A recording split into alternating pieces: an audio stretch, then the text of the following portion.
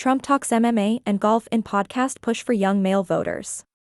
Donald Trump has appeared on a slew of shows with huge audiences of young men, sitting for interviews with influencers, comedians, and podcasters outside the usual political media.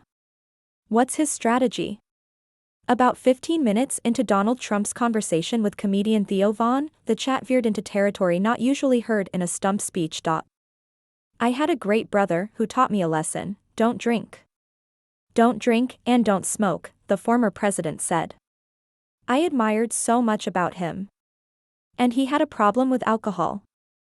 I've been in recovery for most of the past 10 years, Vaughn replied. Drugs and alcohol. Trump seemed genuinely interested. Which is worse, he asked. The pair went on to chat at length about addiction and the drugs industry. Politics wasn't entirely absent. Within a few minutes Trump was back alluding to his grievances against the deep state and the voting system, but the friendly chat was a prime example of a larger campaign strategy. Trump has done a series of interviews with podcasters and alternative media that together comprise a concerted effort to reach young men. Although the tactic isn't new, for months, stretching back to last year, Trump has been appearing on alternative, male-dominated media outlets with big audiences. It's taken on a greater importance in the final stages of this election. In August, the Trump campaign told reporters that they are targeting a key group of voters that makes up just over a tenth of the electorate in swing states.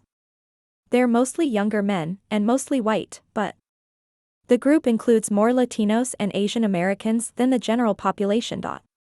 And they believe they can reach these often fickle voters by putting Trump on shows hosted by people like Vaughn, internet pranksters Nelk Boys, YouTuber Logan Paul and Aiden Ross, a live streaming gamer who has repeatedly been banned from sites for violating rules on offensive language. The Nelk Boys are reportedly spearheading a voter registration drive on behalf of Trump, which they hope will reach like-minded audiences.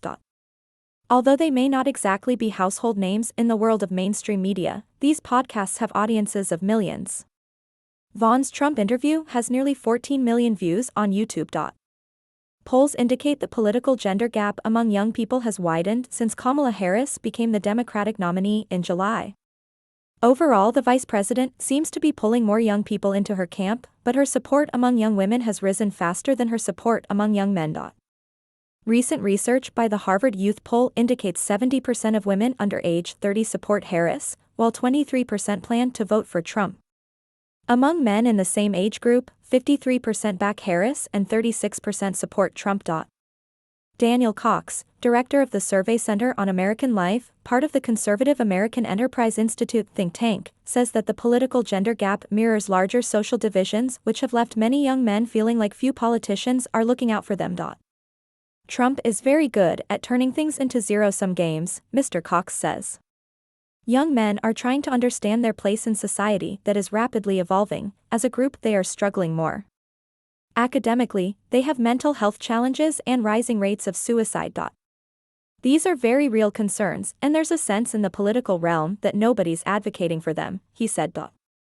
But Trump's podcast tour is not so much a question of policy, Mr. Cox says, and more about showing up and talking with a different style to a different crowd.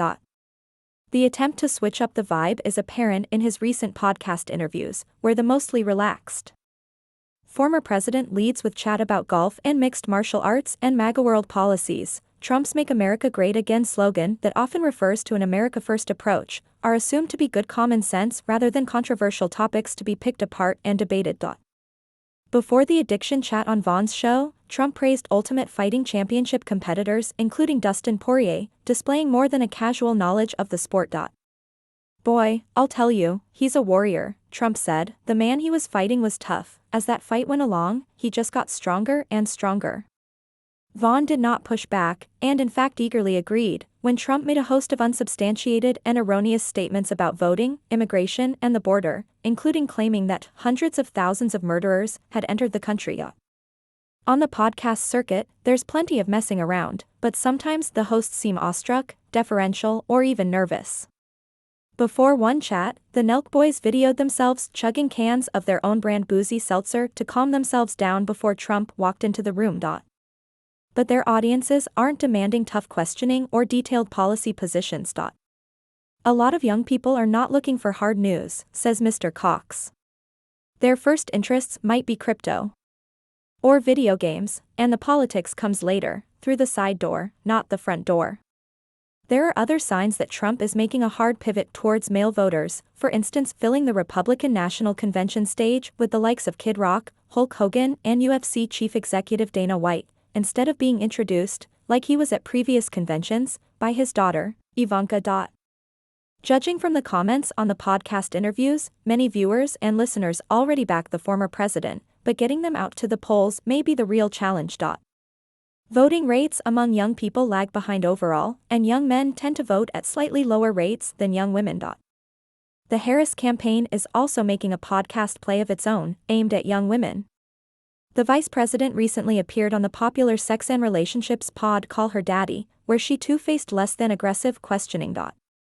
Garrett, a Logan Paul fan from Houston in his early 20s, runs his own YouTube channel under the name Spy J. He said he finds Paul's brand, being a maverick, appealing, and before watching the interview he had an overall positive view of Trump, calling him a patriotic nationalist who wants to restore the country back to an improved state from before. But the persecution he's facing, while there's a relentless intention in the media to rewrite who he is and what he stands for, implies a greater evil at play, he said. And that makes me feel more inclined to be open-minded about voting for him. Watching Trump on Paul's podcast, the internet star asked Trump if he'd ever been in a fight, and Trump's interview with Aiden Ross only confirmed his views, Garrett told the BBC. Garrett said he thought young Americans were increasingly tuning into politics, and that Trump is tapping into alt-media spaces like no other candidate has before. So whether it's a good strategy or bad, it is going to reach quite a few of the young folks, he said. Responses online to the video have been broadly positive. No one can convince me Trump isn't just a bro, when it comes down to it, said one, while another read, love or hate Trump, but he definitely knows how to make an interview entertaining. But some experts question whether Trump has much room to grow his voting base among heavily male subcultures, where he has long had support. Trump already seems to have captured the manospheric and hypermasculine over 25s, so this is a late stage and rather desperate attempt to become relevant, said Jack Braddock, a media professor at Rutgers University who studies the male-heavy online spaces known as the manosphere. Extremely online young men were very active during the 2016 election campaign, when political memes and extreme message boards like 4chan burst into prominence, says Braddock. The situation is very different 8 years later, he says, with no identifiable right-wing youth-based online political movement getting heavily involved in this year's contest.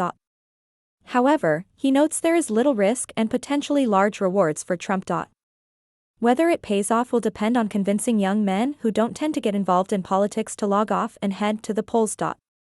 Like so many other things in this election, plays for younger voters are full of unknowns.